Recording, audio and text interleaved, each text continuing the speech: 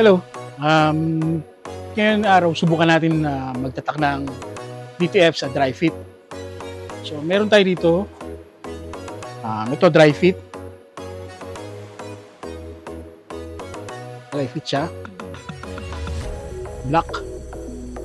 At subukan natin tatakan ng DTF.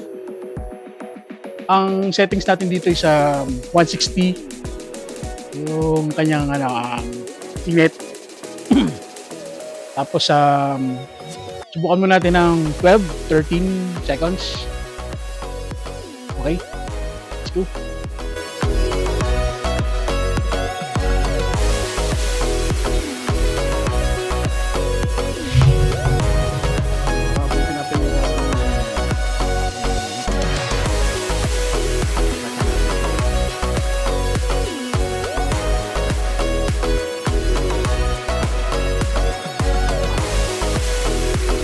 Open po tayo kahit sa kahit anong group or org or frat. Hindi po tayo exclusive. So, yan.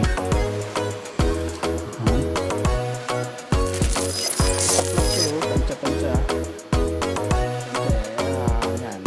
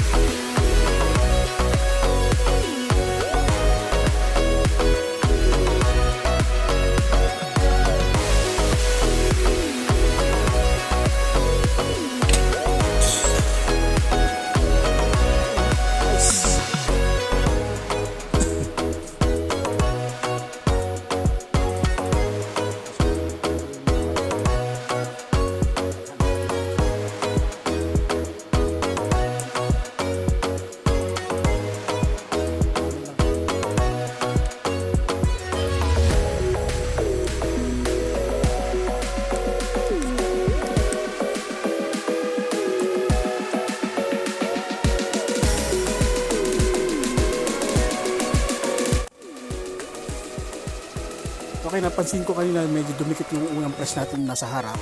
Tama. Dumikit yung adhesive niya sa likod. So, lagyan natin ng bond paper or kahit anong papel na walang kulay, wala nakot. Kahit magkulay, siguro kasi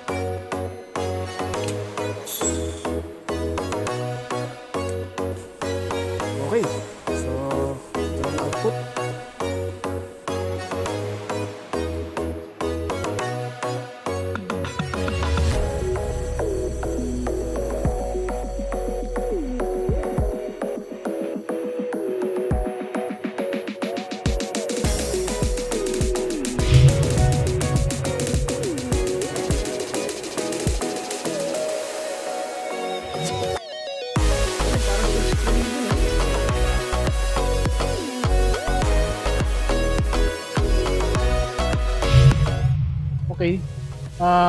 Yun. Nagawa natin yung DTF sa dry fit. Ang ganda naman yung naging output. Kung sa inyong heat press, adjust nyo na lang.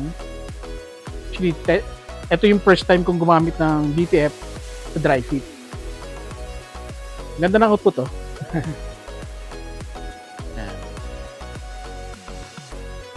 Yan, ito sa likod. Okay. So, yung settings natin, ayan, nandito. Tingnan nyo na lang, sundan nyo na lang. Tapos, konting adjust na lang ng settings. Yung kanyang temperature, 160, tapos 13-15 seconds. Hanggang 15 lang siguro, dahil baka masobra naman ng luto, masunog. Kasi ito, 13 lang pero na siya nagbakat na. Bumakat na yung yung garment. Okay?